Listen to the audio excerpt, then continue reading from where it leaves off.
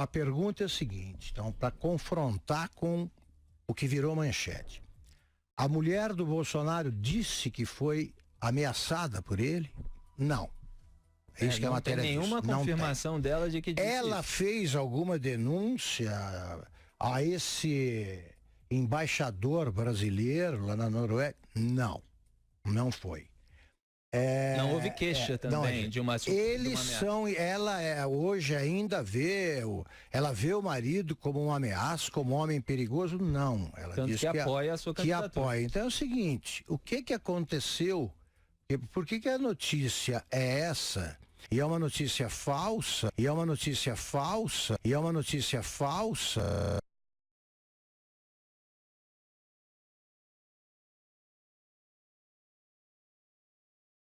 Muito bem, a Folha de São Paulo divulgou agora há pouco que a ex-mulher de Jair Bolsonaro, Ana Cristina Vale, afirmou ao Itamaraty em 2011 que foi ameaçada de morte por ele, o que a teria levado a deixar o Brasil.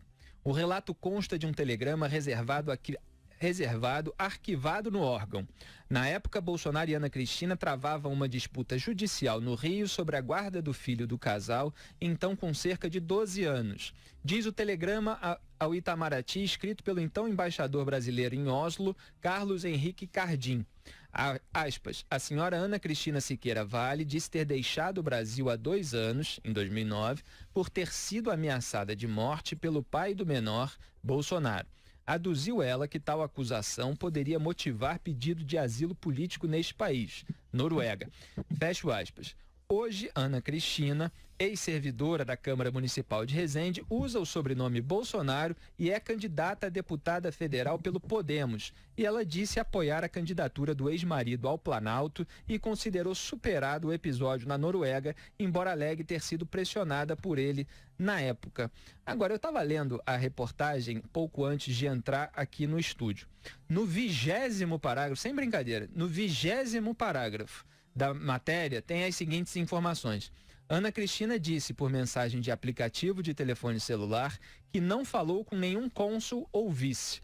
Aliás, 2 parágrafos antes, só para fazer um registro, eles falaram que houve uma ligação telefônica dada pelo pessoal da embaixada para o marido norueguês da ex-mulher do Bolsonaro. Então, houve um contato com o marido norueguês. A ex-mulher do Bolsonaro, portanto, volta aqui ao 20º parágrafo, disse que não falou com nenhum cônsul ou vice. Indagada se falaria com a reportagem ao telefone, ela respondeu: sobre este assunto não tenho nada a dizer. Questionada se houve ameaças de morte de Bolsonaro contra ela por volta de 2009, ela respondeu que havia conversado com seu marido norueguês e ele falou que não disse nada disso. Portanto, a Ana Cristina reiterou que foi o marido norueguês que conversou com o pessoal da embaixada. E aí ela foi cobrada do marido norueguês. Você disse que eu sofri uma ameaça de morte, pelo que dá a entender a matéria. E aí o marido norueguês disse que não disse nada disso. Aí a Ana Cristina, ex-mulher do Bolsonaro, disse então à Folha de São Paulo: acho que vocês estão pegando pesado falando isso. Isso está no 20º parágrafo da matéria. Um pouco antes, tem umas declarações daquele que foi responsável por escrever esse bilhete e ele próprio diz que não pegou diretamente da ex-mulher do Bolsonaro o depoimento. Que ele teria falado, eu acho que com o cônsul, depois eu vejo aqui qual era o cargo de cada um. Mas então o sujeito que escreveu esse telegrama, que virou manchete às vésperas da eleição, foi um sujeito que ouviu o relato de outra pessoa que falou com o marido norueguês da ex-mulher do Bolsonaro. Então, isso que eu estou dizendo aqui são os fatos descritos pela matéria, porque o título tem um impacto imenso às vésperas da eleição e pouca gente no Brasil lê uma matéria inteira, ainda mais uma matéria de 21 parágrafos.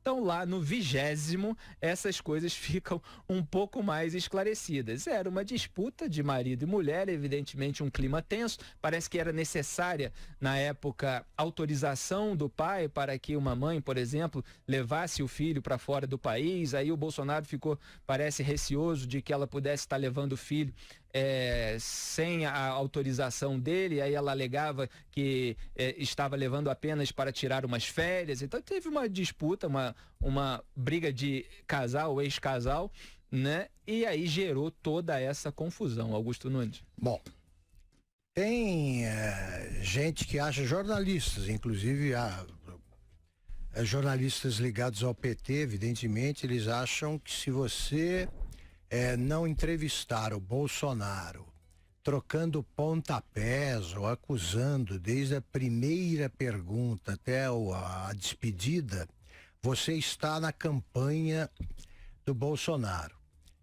Quem pensa assim acha que o jornalismo ele deve usar qualquer tipo de notícia como arma, notícia entre aspas, como arma para enfraquecer alguém. O que acontece com esse tipo de informação, entre aspas de novo, não é diferente do que foi feito pelo Collor com o Lula em 89, quando botou no meio da campanha a tal Miriam Cordeiro, que disse que teria tido, que o Lula a teria induzido a fazer um aborto, etc, etc. Sem invadir a vida pessoal, sem nenhuma evidência nem prova, distorcendo declarações para interferir no resultado da eleição.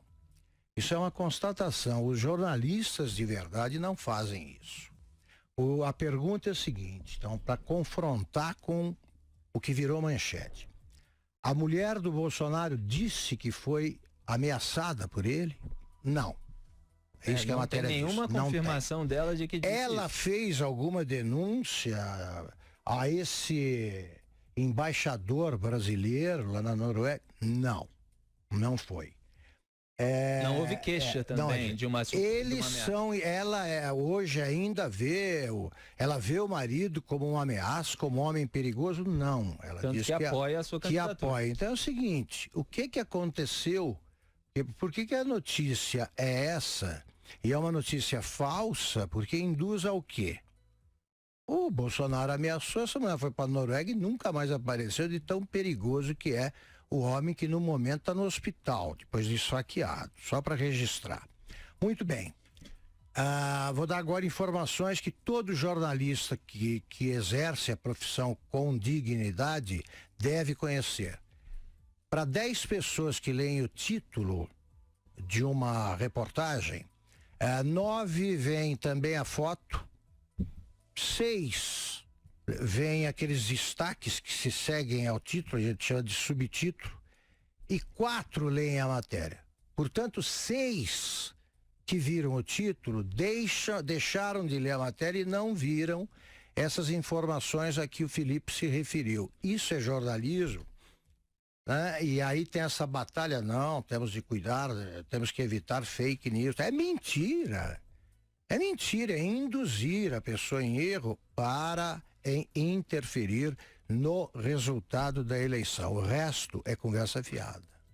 Então, só para registrar, porque eu estava dizendo que depois lembraria quais eram os cargos de cada um. Foi o embaixador. Hoje ex-embaixador, que relatou isso por escrito no telegrama que é usado pela Folha para emplacar essa manchete. E o próprio ex-embaixador diz a matéria, diz a reportagem da Folha, que foi o vice-cônsul que teria dito a ele, isso de memória, lembrando do acontecido. E o vice-cônsul me transmitiu isso, descreveu o ex-embaixador à Folha. E lembrando que o telefonema foi dado, quem falou com a pessoa do Itamaraty, portanto, foi o marido norueguês. Então, repetindo, o ex-embaixador escreveu o que ele disse ter ouvido do vice-cônsul que conversou com o marido norueguês da ex-mulher do Bolsonaro. Só para deixar claro aí a verdadeira causa desse título. Aí cada um avalia por si.